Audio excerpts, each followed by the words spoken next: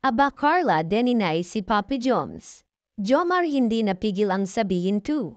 Sabay nating alamin ang buong kwento. Isang magandang araw muli mga Kalingap, suportahan natin ang channel ni Kalingap Rab at Kuya Val Santos Matubang. Inamin na nga ni Papi Joms ang ugnayan nila ni Carla ngayon sa mga magulang ni Carla mga Kalingap. Inamin na ni Jomar na sila na nga ni Carla mga Kalingap.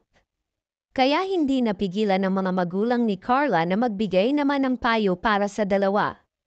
Dahil wala namang problema at dalaga naman at binata ang dalawa.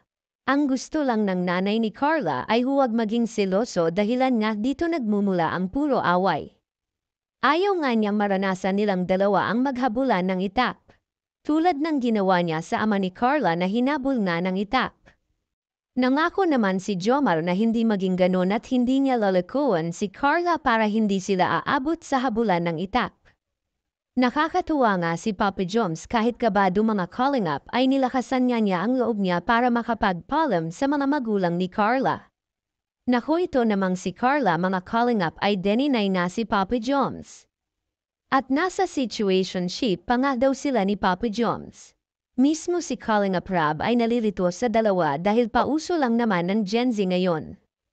Ang situationship ang importante ay nagkakaintindihan na ang dalawa. Naghalong lungkot na ang nadarama ni Papi Joms na dinadaan na naman niya sa pagpapatawa. Pati rin si Papi Joms ay nalilito nga sa sinabi ni Carla iba na talaga ang pauso ng mga Gen Z ngayon. Basta para kay Carla mga Kalingap ay nagkakaintindihan naman sila at kailangan nga niyang unahin ang kanyang pamilya. Lalo na mga kamag-anak at kapatid nito, sila na nga bahala kung ano man ang meron sa kanila basta marami silang napasaya mga Kalingap.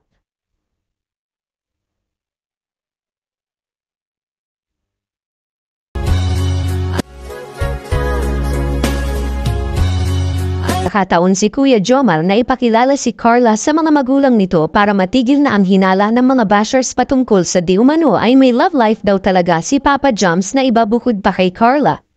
Ikaw bilang isang supporters ng Tambalang Jomcar, ano ang masasabi niyo kaugnay dito? Comment down below mga kaibigan, salamat po. Ano ba yung issue kay Papa Joms? Bakit ang dami niyang nakikita kay Papa Joms? Marami kasing issue kay Jomar. Ano ba yung issue kay Papa Joms? Bakit ang dami niyang nakikita kay Papa Joms?